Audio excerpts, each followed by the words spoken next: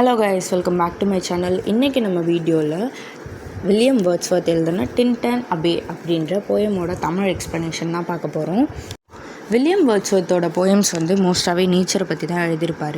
இவருக்கு 23 ஏஜ் ஆகும்போது இவரோட சிஸ்டரான டோரதி அப்படின்றவங்க கூட ஒரு ட்ரிப் போகிறாரு. எந்த பிளேஸ்க்குன்னா டின்டன் அபே அப்படின்ற ஒரு பிளேஸ்க்கு போகிறாரு. இந்த போயமில் எதை பற்றி எக்ஸ்பிளைன் பண்ணியிருப்பார்னா, அந்த நேச்சரோட ஃபீல் எப்படி இருந்தது அப்படின்றத பற்றியும் அதை அழகாக டிஸ்கிரைப் பண்ணி இந்த போயமில் கொடுத்துருப்பாரு. இந்த போயமில் டோட்டலாக 162 லைன்ஸ் கொடுத்துருக்காங்க. இது லிரிக்கல் போயம் அப்படின்ற கலெக்ஷனில் லாஸ்ட் போயம் இதுதான். இந்த போயம் ஸ்டார்டிங்கில் எதை பற்றி சொல்லியிருப்பார்னா, அந்த பிளேஸோட பியூட்டினஸை பற்றி சொல்லியிருப்பார். இவர் 5 இயர்ஸ்க்கு முன்னாடியே வந்திருக்கிறாரு இந்த பிளேஸ்க்கு, தனியாக வந்திருப்பார். இந்த பியூட்டியை அவங்க சிஸ்டரும் பார்க்கணும், ரசிக்கணும் அப்படின்றதுக்காக தான் 5 இயர்ஸ்க்கு அப்புறமா அவங்க சிஸ்டரை கூட்டிட்டு இந்த பிளேஸ்க்கு வந்திருப்பார். அந்த பியூட்டியை எவ்வளோ அட்மையர் பண்ணுறாருன்றதை எக்ஸ்பிளைன் பண்ணியிருப்பார். இந்த பிளேஸ் எனக்கு ரொம்ப ஒரு காம்னஸை கொடுக்குது அப்படின்ற மாதிரி சொல்லியிருப்பார். ஃப்ரூட்ஸ் எல்லாமே அங்கே பழுக்காமல் காயாகவே இருக்குது அப்படின்னு சொல்லியிருப்பார். ஃப்ளவர்ஸ்லாம் எந்த மரத்துலையும் இல்லை அப்படின்ற மாதிரி எக்ஸ்பிளைன் பண்ணியிருப்பார். ஃபுல்லாகவே ஒரு க்ரீனரியாக தான் இருக்கும் வியூஸ்லாம், அதை பற்றி சொல்லியிருப்பார். நிறைய புஷ்ஷஸ்லாம் இங்கே நட்டிருக்காங்க அப்படின்ற மாதிரி சொல்லியிருப்பார். அந்த இடம்லாம் அழகாக நீட்டாக ரோஸ் அண்ட் காலம்ஸ்லாம் நீட்டாக அடுக்கி வச்சுருக்காங்க அப்படின்ற மாதிரி சொல்லியிருப்பார். அந்த புஷ்ஷஸ்க்கு நடுவில் பியூட்டிஃபுல்லான ஒரு சீனரி இருக்குதுன்னு சொல்லியிருப்பார். நடுவில் புகை வருது, ஏதோ ஒரு ஸ்மோக் இது வருது அப்படின்ற மாதிரி ஃபைண்ட் பண்ணியிருப்பார். அவரே அதை என்னன்னு சொல்கிறாருன்னா, யாராச்சும் இந்த இடத்த பார்த்துக்கிறவங்களா இருக்கலாம், ஸ்மோக் பண்ணியிருக்கலாம். இல்லைனா இந்த இடத்துல இருக்கக்கூடிய ஓல்டு மேன் யாராவது இருந்தால் ஸ்மோக் பண்ணியிருக்கலாம். இல்லைனா அங்கே இருக்கிறவங்க யாராவது ஃபயர் வச்சுருப்பாங்க, அந்த புகை இந்த இடத்துலேருந்து வருது அப்படின்ற மாதிரி சொல்லியிருப்பார். இது கூடயே சேர்த்து என்ன சொல்கிறாருன்னா, இவர் சிட்டியில் தானே இருக்கிறாரு, அந்த இடத்துல இருக்கும்போது இவர் ஃபேஸ் பண்ண விஷயத்தெல்லாம் சொல்லியிருப்பார். ஃபுல்லாக எல்லா இடமும் பொல்யூஷனாகவும் நாய்ஸாகவும் தான் இருக்கும். அதனாலே நான் ஃபுல்லாகவே ப்ரெஷராக இருந்தேன் அப்படின்ற மாதிரி சொல்லியிருப்பார். ஆனால் இங்கே வந்ததுக்கப்புறம் எனக்கு எல்லா ப்ரெஷரும் எல்லா டிப்ரெஷனும் எனக்கு மறந்து போயிடுது, நான் ஃப்ரீயாகவும் காமாகவும் ஃபீல் பண்ணுறேன் அப்படின்ற மாதிரி எக்ஸ்பிளைன் பண்ணியிருப்பார். இந்த இடம் எனக்கு ஒரு ரொம்ப ஒரு பீஸ்ஃபுல்லான ஒரு மைண்ட் செட்டை கொடுக்குது அப்படின்னு சொல்லியிருக்காரு. இதனாலேயே இந்த மாதிரி பிளேஸை நம்ம அப்பப்போ விசிட் பண்ணணும் அப்படின்ற மாதிரி சொல்லியிருக்காங்க. இவர் என்ன சொல்கிறாருன்னா, நான் டவுனுக்கே திருப்பி போயிட்டாலுமே எனக்கு இந்த பிளேஸில் இருந்த மெமரிஸ் எனக்கு சாகிற வரைக்குமே இருக்கும். இதை நினச்சி நான் அப்பப்போ சந்தோஷப்படுவேன். இதை நினைக்கும் போதெல்லாம் எனக்கு ஒரு குட் வைப்ஸாகவும் இருக்கும், காம்னஸாகவும் இருக்கும், ஒரு பாசிட்டிவிட்டியான ஒரு ஃபீலிங் எனக்கு கிடைக்கிது. எனக்கு எந்த ஒரு ப்ரெஷரில் இருந்தாலும் இதை நினச்சா நான் கொஞ்சம் ஹாப்பியாக ஃபீல் பண்ணுறேன், பீஸ்ஃபுல்லாக ஃபீல் பண்ணுறேன்ற மாதிரி சொல்லியிருப்பார்.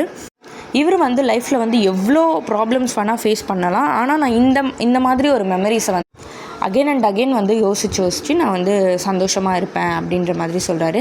என் மைண்ட் இதை பற்றி திங்க் பண்ணால் கொஞ்சம் பீஸ்ஃபுல்லாக ஆகுது அப்படின்ற மாதிரி எக்ஸ்பிளைன் பண்ணியிருக்காரு. இப்போ இவரோட சோலை எது கூட கம்பேர் பண்ணுறாருனா, அங்கே இருக்கக்கூடிய ஒரு ரிவர் கூட கம்பேர் பண்ணுறாரு. இந்த ரிவர் எப்படி அந்த ஹில்ஸ் ஃபுல்லாக சுற்றி தண்ணி சுற்றி வருதோ, அதே மாதிரி என்னோட சோல் இந்த ஃபாரஸ்ட்டையும் இந்த ஹில்ஸையும் சுற்றி வருது அப்படின்னு ஹாப்பியாக இருக்குது அப்படின்னு சொல்லியிருப்பார். இவர் என்ன சொல்கிறாருன்னா, நான் இங்கே இந்த இடத்துக்கு வரும்போதெல்லாம் நான் ரொம்ப என்னையே நானே ரொம்ப யங்காக ஃபீல் பண்ணுறேன், ஒரு சின்ன பையன் மாதிரி நான் ஃபீல் பண்ணுறேன் அப்படின்ற மாதிரி சொல்லியிருப்பார்.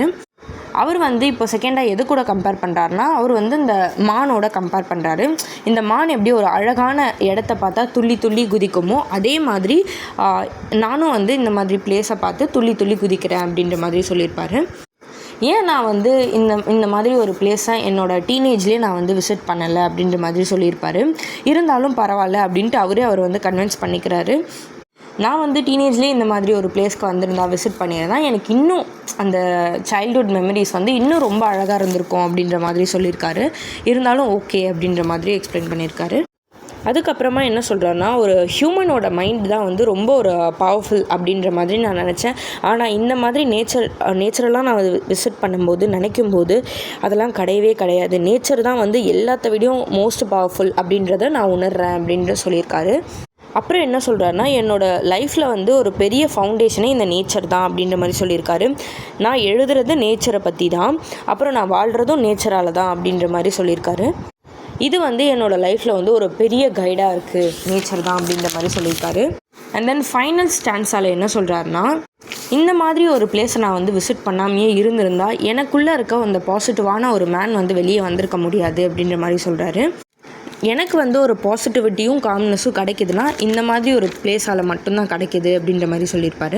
இந்த ஃபீலை வந்து நான் என் சிஸ்டருக்கும் தரணும்னு நினச்சேன். அதனால தான் அவளையும் வந்து நான் இங்கே கூட்டிகிட்டு வந்திருக்கேன். இவர் வந்து நேச்சர்கிட்ட என்ன ப்ரே பண்ணிக்கிறாருன்னா, என் சிஸ்டருக்கும் இந்த மாதிரி ஒரு பீஸ்ஃபுல்னஸும் காம்னஸும் இந்த மாதிரி பிளேசஸில் வரும்போது கிடைக்கணும் அப்படின்ற மாதிரி கேட்குறாரு. அவங்க சிஸ்டருமே கூட வெனவர் எப்போல்லாம் அவங்க வந்து சேடாக ஃபீல் பண்ணுறாங்க, அவங்க வந்து அவங்களே வந்து இந்த மூன் கூட வந்து கம்பேர் பண்ணி மூனோட கனெக்டடாக இருக்காங்க அப்படின்ற மாதிரி அவர் வந்து எக்ஸ்பிளைன் பண்ணியிருப்பார். இப்போ நம்மளுமே வந்து ஒரு பெயின்லேயோ சேட்னஸ்லையோ இருந்தால் இந்த பிளேஸ் வந்து அதை வந்து டெஸ்ட்ராய் பண்ணிட்டோம் அப்படின்ற மாதிரி சொல்லியிருக்காரு.